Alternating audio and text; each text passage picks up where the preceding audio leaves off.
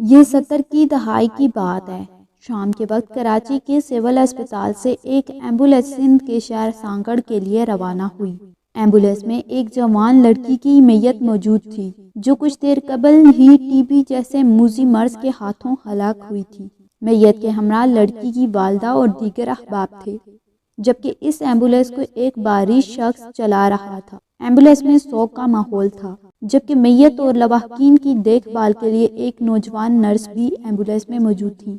فوت ہونے والی لڑکی کی بوڑھی والدہ میت کے ہمراہ سراپائے غم بنی بیٹھی تھی۔ کراچی کے شہر سے نکل کر یہ ایمبولینس اپنے راستے پر رواں دواں تھی۔ شہر کے بعد شہر اور گاؤں کے بعد گاؤں گزر رہا تھا۔ جیسے ہی ایمبولینس سانگڑ شہر کی حدود میں ایک سنسان راستے پر پہنچی تو چند افراد نے ایمبولینس کو رکنے کا اشارہ کیا۔ ایمبولینس کو روکنے والے یہ دراز قد افراد گھوڑوں پر سوار تھے اور انہوں نے سفید پگڑیاں سروں پر باندھ رکھی تھیں۔ یہ ڈاکو تھے جن کا ارادہ اس ایمبولینس میں سوار لوگوں کو لوٹنے کا تھا۔ ڈاکوؤں کے ساتھ کچھ دیر ہونے والی بات چیت کے بعد ہلاک ہونے والی لڑکی کی ضعیف والدہ ایمبولینس سے اتری اور انہوں نے سندھی زبان میں ڈاکوؤں کو بتایا کہ ان کی جوان لڑکی ٹی بی کے باعث وفات پا گئی ہے اور گاڑی میں اس کی میت ہے۔ خاتون نے ڈاکوؤں کو یہ بھی بتایا کہ اس ایمبولینس کو چلانے والا اور کوئی شخص نہیں بلکہ عبدالستار ایدھی ہیں۔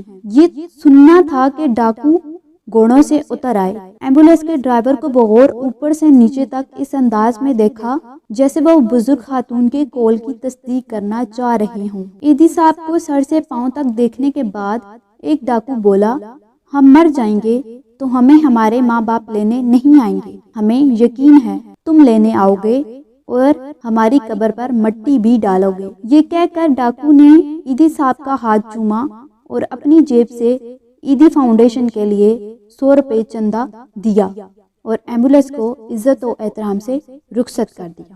یہ واقعہ عبدالستار ایدھی کی اہلیہ بلقیس ایدھی نے سنایا ہے۔ وہ اس واقعے کی چشمدید گواہ ہیں کیونکہ اس ایمبولینس میں موجود نرس کوئی اور نہیں بلکہ خود بلقیس ایدھی تھیں۔ بلقیس بتاتی ہیں کہ یہ وہ وقت تھا جب فلاحی کاموں کے حوالے سے عبدالستار ایدھی کی خدمات کا چرچا شہروں، دیہاتوں اور یہاں تک کہ جنگلوں میں موجود ڈاکوؤں تک پھیل چکا تھا، اور لوگ نہ صرف انہیں ان کے نام سے جانتے تھے بلکہ ان کی تعظیم بھی کرتے تھے۔ یہ عبدالستار ایدھی کی پاکستانی عوام کی بے لوث خدمت کی داستان ہے، جس کا آغاز دوسری عالمی جنگ میں استعمال ہونے والے ایک کھٹارہ ایمبولینس سے ہوا تھا۔ بلقیس ایدھی کے مطابق پاکستان آنے کے بعد ابتدا میں ایدھی صاحب شادیوں میں برتن دھونے جاتے، دودھ اور اخبار فروخت کرتے اور اس سے جو بھی آمدن ہوتی وہ چھوٹی موٹی فلاحی سرگرمیوں پر لگا دیتے۔ فلاحی کاموں سے ان کی وابستگی کو دیکھتے ہوئے جلد ہی انہیں تھوڑا بہت چندہ بھی ملنا شروع ہو گیا تھا۔